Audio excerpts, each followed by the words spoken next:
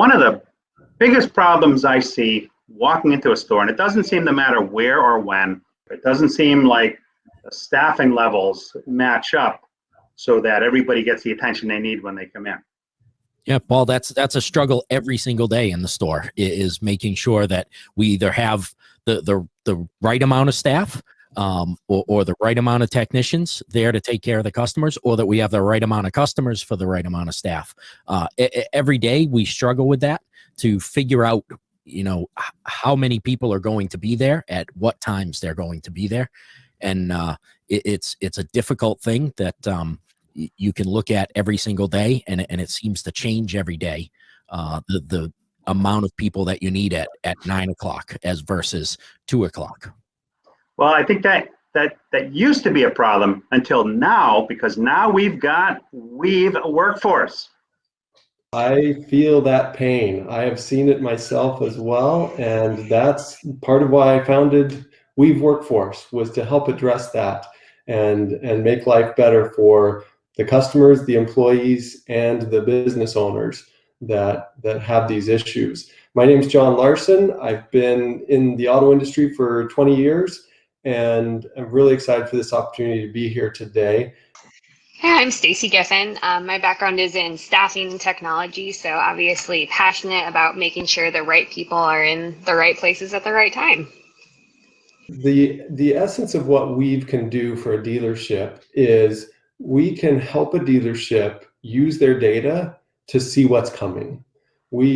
All these dealerships have so much data available, but it's really difficult to be able to use that. So we are able to tap into their operational data from their DMS system, and we bring in other external data to give a high accuracy forecast of what the demand will be. So we can tell you down to half an hour level how many people are going to be coming through the door. And when you know that, then you can staff accordingly. You can have the right people there at the right time to do the work. And there are so many benefits from doing that we can dive into over the next few minutes. Now, when you say other data, are you talking about things like weather and or holiday schedules, things like that? Yes, exactly. A lot of the automotive players that we've serviced, weather is a huge factor that drives their demand. We've also had some organizations that even the COVID cases, we can bring in COVID case counts and look at that to see how that will influence their traffic. So we have access to a lot of external data sources that we can weave together with your internal data to give you a good prediction.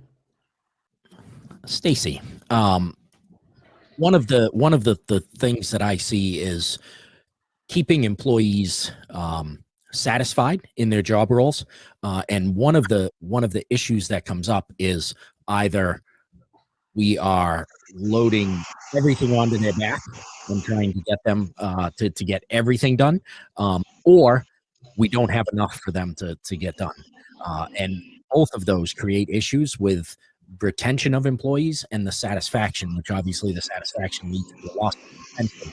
So how does this software help to engage an employee more? Absolutely. Obviously, you want an employee to feel engaged and to feel like they're being useful for your organization without overloading them. So by predicting and having this predictive forecast about what type of work and when the work is coming in, the right technicians are going to be in the right job type and the right timing of their schedule when that appointment comes in. So they're able to increase their productivity while still working within the realm of a normal schedule. There's less overtime hours. There's going to be more throughput and more vehicles moving through your service department when the right people are there to work on those cars, and the employees just continue to grow and become more utilized in the most efficient way by their service department.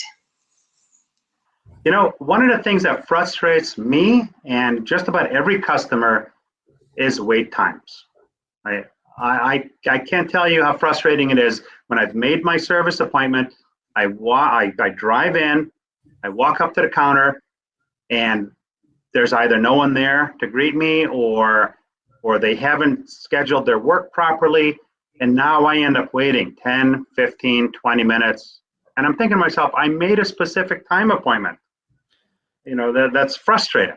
And Paul, you get you get that dealership excuse. That was your time to speak to the advisor, right? Not to get your car worked on. Yeah, the customer doesn't really care, right? They know they're coming in to get their car fixed. They don't care if you have a sequence that you're planning for them. But if they're waiting, they are frustrated, like Paul. My mom actually just said she went to get her car serviced, and she was like, the people were just like standing around talking to each other. And I was like, when are you going to serve me? And the customers feel that so acutely. And the power of knowing that when people are going to come in and having enough people there to serve them is immense. Like being able to give them their service when they get there and get them in and out has a great impact on their satisfaction and their overall experience. I think that there are many customers that dealers lose because of expected wait times. I think that dealers have customers that just need an oil change. And if I go to the quick lube down the street, I know I can just pull in and get it done and get out again. If I go to the dealership, I'll probably have to wait 2 hours to get it done. And that can be the point at which you lose a future customer. So making sure that you can deliver that same level of service that the quick lube is doing can be a real differentiator for you and a power to keep your customers happy. And that customer loyalty may also translate. I mean, you might not just lose them in the service department. Maybe they decide to go buy their car elsewhere next time because they suffered like this poor experience from customer service in your service department. The service department has to be there to drive customers back through to the sales department. It's the only way to make that happen, to make success happen. So all of these things kind of tie back into the dealership having a strong reputation, both internally and externally. And so what are some of the factors that you guys look at or use to help with the reputation of a store? I think when you talk about a store's reputation, sometimes it sounds abstract and intangible for a dealership. It's like, well, of course I want a good reputation, but what can I really do about that? Well, the reality is you're going to pay money if you don't. The customer satisfaction scores are measured by OEMs, and you're going to be charged, $35,000, $40,000 a month if you don't meet those customer satisfaction scores. So that is a real cost for a dealership. And so reputation isn't just some abstract idea, it's real. If you were able to serve your customers, you were starting with 5 stars, and you can stay at 5 stars. If they walk in the door and they don't get to talk to anyone for 15 minutes, you're not going to get to 5 stars. You're going to be at 4 stars. And the longer you have them wait, the more you can see that score going down. So if you want satisfied customers, serve them when they come in the door and serve them expeditiously so that they get their job done and can be on their way, and that will make them happy. They don't want to hang out in the lounge for 5 hours today. $35,000 to $40,000 is what a dealer can lose if they miss it in 1 month.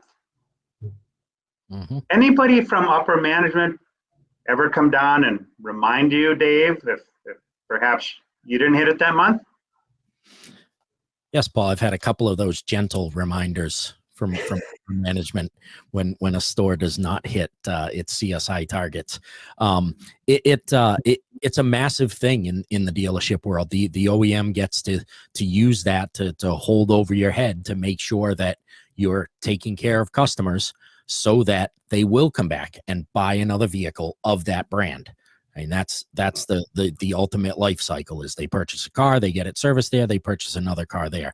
And that's what the OEM is after. John and Stacey, what are, this is more than just the typical scheduling software though, right? I mean, Anybody can look at a schedule and say, okay, tomorrow I have 15 people here. I have to make sure I have 4 advisors, X number of technicians. But you guys go much deeper than that, right? Yes, we do. Dave, it was interesting when WeaveWorkforce was first conceived, it was actually just the forecasting engine, and it would tell people how many people you needed on staff.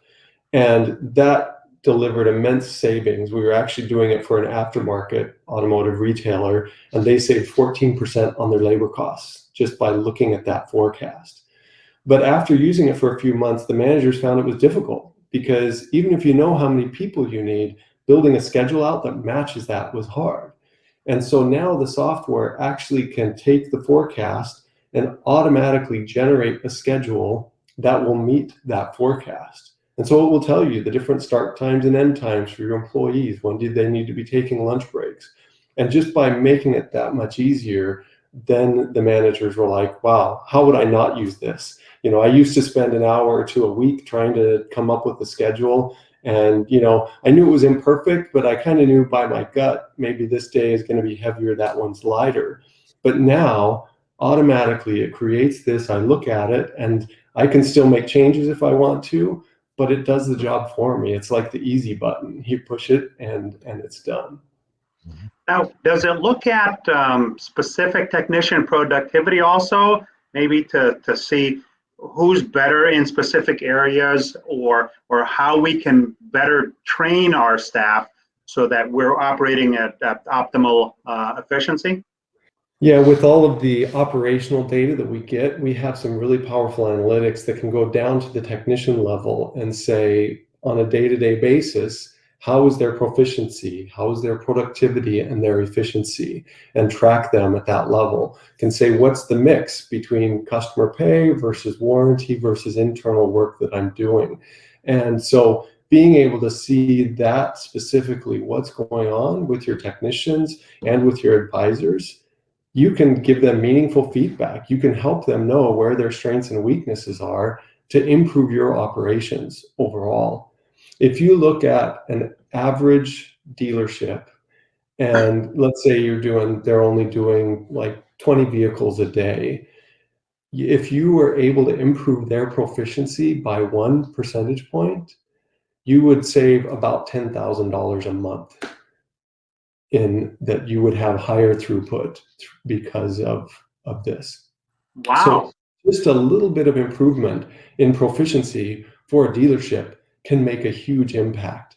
So that's what we hope to do. Help you know when to have your people there, help you know how your people are doing, what's your overall shop performance, so that you can improve each month and deliver more for your customers. John, Stacey, thank you. I mean, it's certainly, you know, today you win by having the data to make the right decision, or what I like to refer to as data-driven decisions. So thank you very much for what you guys bring to the table.